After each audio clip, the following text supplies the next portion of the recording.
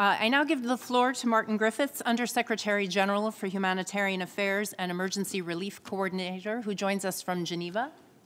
Over to you. Thanks very much indeed.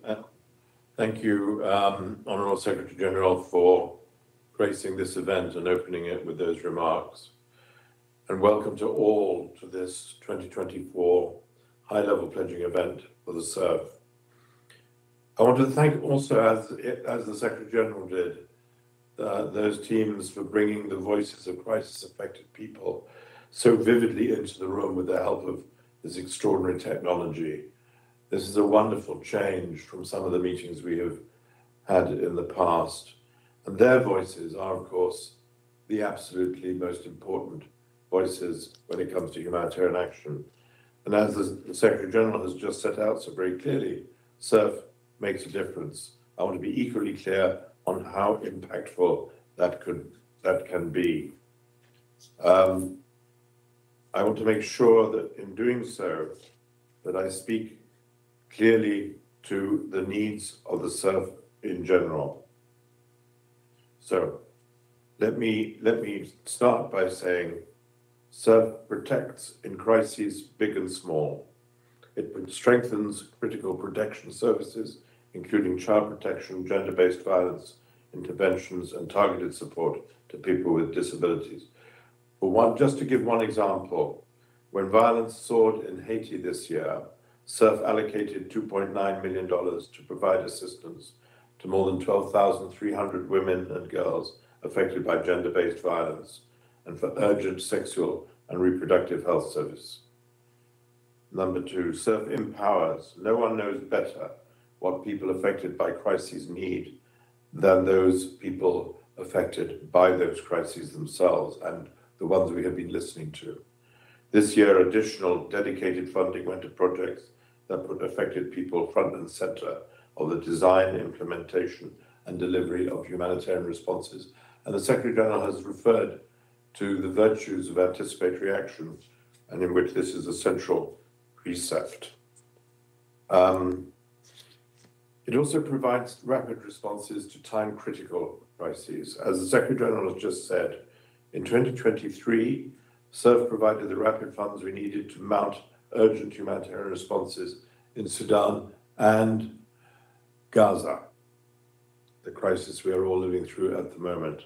It did so at the beginning of the year in response to the devastating earthquakes in Turkey and Syria, and immediately after the earthquake struck, CERF allocated $50 million to support urgent relief efforts, a lifeline to thousands of people, as those of us who visited those zones at the time can attest. Secondly, CERF fights hunger. In February, CERF preemptively allocated $104 million to avert the risk of famine in 8 high-risk countries, including the countries of the Horn of Africa, struggling with a record-breaking 5-year drought. In total, in 2023, CERF allocated $119 million to support 60 food crises. Excellencies, this year, once again, CERF has proven that it is truly the for all, by all fund, as envisaged by the General Assembly when it was created back in 2006. It needs to continue to play such a critical function if it's fully funded. We welcome, as the Secretary General did, the huge generosity of all donors who contributed to the impact of the fund this year. But I have to say that as of early November, just $532 million had been received for 2023. This is the same level of funding as in 2017, against the backdrop of vastly higher levels of need and much higher level of support. So we're looking forward to more support, as the Secretary General said, to increasing the numbers of donors as well as increasing the amount of money. And as we go into 2024, and with the COP, where the Secretary General was Joyce and many others have just returned behind us reminding us of the humanitarian consequences of the climate crisis, we will have an even greater task in 2024, and CERF must play its role. And CERF has launched at COP28 a new innovation, the CERF Climate Action Account, which specifically provides a quick disbursement channel for climate action money, and it will bolster our ability to anticipate and respond to the impacts of climate change. Since the inception in 2006, more than 60 member states have contributed to CERF and have also benefited from its funding. CERF is genuinely the fund of those 60 member states. It's our fund, it's your fund. It's there for you in your hour of need. It is there for those people who we have been listening to.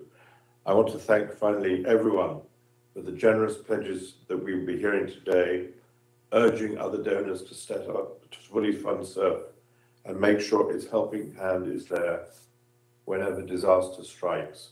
And I know personally from my own experience in this last year, how at every time of great crisis, it is CERF that is among the first to act, to provide that first small gesture of kindness and respect for the people laid down and set down by crisis.